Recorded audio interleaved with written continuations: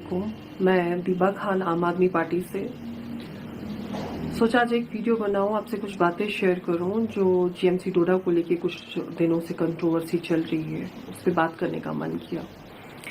सबसे पहले तो मैं कंडेम करती हूं जो महराज साहब पे एफआईआर लॉन्च किया गया है, जो कि आइडियली नहीं होना चाहिए था। और हुआ किस चीज पे कि वो लोगों की आवाज बने और उस आवाज को दबाने के लिए एफआईआर लॉन्च हुआ। तो मैं डायरेक्टली प्रेस कॉन्फ्रेंस पे आती हूँ जो उन डॉक्टर्स ने दी है जिन्होंने महराज साहब पे एफआईआर लॉन्च किया। उनके अकॉर्डिंगली महराज साहब बहुत हार्श हुए, उन्होंने बहुत हार्श लैंग्वेज यूज की, वो भी सोशल मीडिया में, जिससे उनको लगा कि उनकी बहुत बेइज्जती हुई, बहुत डिसरिस्पेक्टफुल था। उनको नहीं करना चाहिए था, चलो मान लिया नहीं करना चाहिए था, सही नहीं है ऐसी लैंग्वेज यूज करना। आप मुझे ये बताएं, अगर महराज साहब जो कि एक एमएलए हैं, वो भी एक चेयर पे बैठे हैं जिस चेयर की एक रिस्पेक्ट है, जैसे आप डॉक्टर्स हैं, आपको लगता है कि आपकी उस लैंग्वेज से बहुत डिसरिस्पेक्ट हुई, लेकिन आपने भी नॉन वर्बली उनकी बात ना सुन के उन्होंने अगर आपको प्रॉपरली ड्यूटी करने को कहा था पहले भी कई बार, उसको डिनाई करके डिसरिस्पेक्ट किया है, वो भी डिसरिस्पेक्ट है। आप उन्हें वर्बली किया, आपने नॉन वर्बली किया।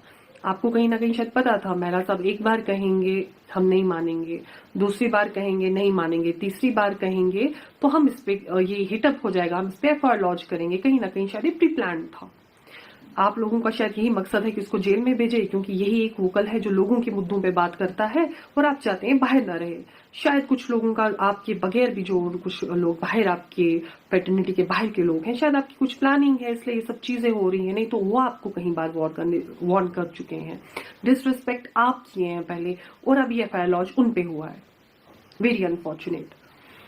अब मैं आपकी प्रेस कॉन्फ्रेंस के अकॉर्डिंगली जाती हूँ, जहां पे बायोमेट्रिक से मैं स्टार्ट करती हूँ। बायोमेट्रिक अटेंडेंस की हम बात करते हैं।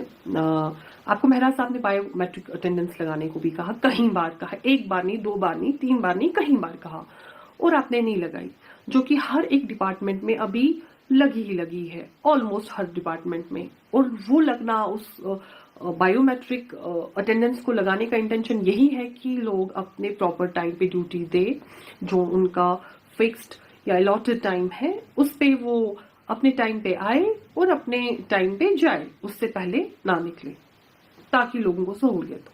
आपने वो भी नहीं लगाई।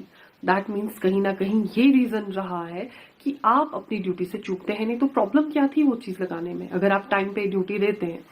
अब ये बात महराज साहब की नहीं है, ये वहां के लोग जो आप लोगों के हॉस्पिटल को, आपके मेडिकल कॉलेज में विजिट करते हैं, वो पेशेंट्स, वो अटेंडेंट्स, वो महराज साहब को अप्रोच करते हैं, क्योंकि महराज साहब रीचेबल है, वो सबकी बात सुनते हैं, वो आम लोगों की बात सुनते हैं। उनका ये कहना था कि जीएमसी डोडा में सीनियर डॉक्टर्स अवेलेबल नहीं रहते हैं और वो जूनियर डॉक्टर से ट्रीटमेंट कराते हैं, वो अवेलेबल नहीं रहते हैं। ओके, ये उनका कहना है। अब जूनियर डॉक्टर्स बेचारे फंस जाते हैं, उनने तो देना ही देना है ड्यूटी, उन्होंने तो आपकी सुननी है। वो सीखे क्या जब सीनियर डॉक्टर्स वहां पे नहीं है? वो तो आप लोगों से ही सीखेंगे ना। सबसे बड़ी प्रॉब्लम पहले यही है, हमने उनको ऐसे ही अल्लाह के नाम पे छोड़ दिया, उनको सिखाना भी है नहीं, उनको खुद सब कुछ करना है, और सीनियर डॉक्टर उनके साथ अवेलेबल नहीं होता है। तो अगर वो आपको कहते हैं कि सीनियर डॉक्टर्स अवेलेबल क्यों नहीं है आम लोगों के लिए, पेशेंट्स के लिए, जो गरीब तबका इन गवर्नमेंट हॉस्पिटल्स को विजिट करता है, जहां पे कंपैरेटिवली प्राइवेट हॉस्पिटल से अच्छी मशीनरी होती है, अच्छा ट्रीटमेंट एक्सपेक्ट किया जाता है, वहां पे सीनियर डॉक्टर्स अवेलेबल नहीं है, इस पे बात की, तो वो क्राइम है क्या? वो क्राइम है? नहीं है।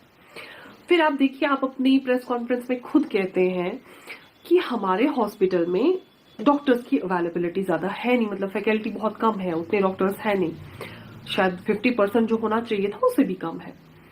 एक तो हो गई ये प्रॉब्लम, ये तो आपके डिपार्टमेंट जो संभालते हैं उनको देखना चाहिए, उसमें तो महराज साहब का कोई ये है नहीं हाथ। वो तो पहले भी कई बार बोला है कि फैकल्टी कम है, चाहे वो एजुकेशन डिपार्टमेंट में चाहे आपके डिपार्टमेंट में है, वो तो उसके सर आएगा नहीं, वो तो उस पर भी लोग वोकल रहा है कि फैकल्टी प्रॉपर रखो हर एक डिपार्टमेंट में, वहां पे भी उसने बात की। अब अगर वो आप आपकी ड्यूटी पे बात कर रहा है तो कौन सी गलत बात करे कि आप प्रॉपरली दें। उसके बाद फैकल्टी की आपने बात की कि फैकल्टी कम है, उस पे ही आप लोग अलॉटेड टाइम पे, जब एक तो फैकल्टी कम, दूसरा आप भी वहां पे अवेलेबल नहीं, जो फैकल्टी है वहां पे जिनकी वहां पे ड्यूटी है फिर वो भी टाइम पे नहीं होते हैं, जो उनका अलॉटेड टाइम है वो भी वहां पे नहीं होते हैं। आप वहां के लोगों का कहना है, जो लोग आपको विजिट करते हैं उनका कहना कि हाँ अब अगर ये आते भी हैं ऑन कॉल तो उस टाइम पे भी ये क्या करते हैं, अपनी नर्सिंग होम की एडवर्टीजमेंट करते हैं, हमें बोलते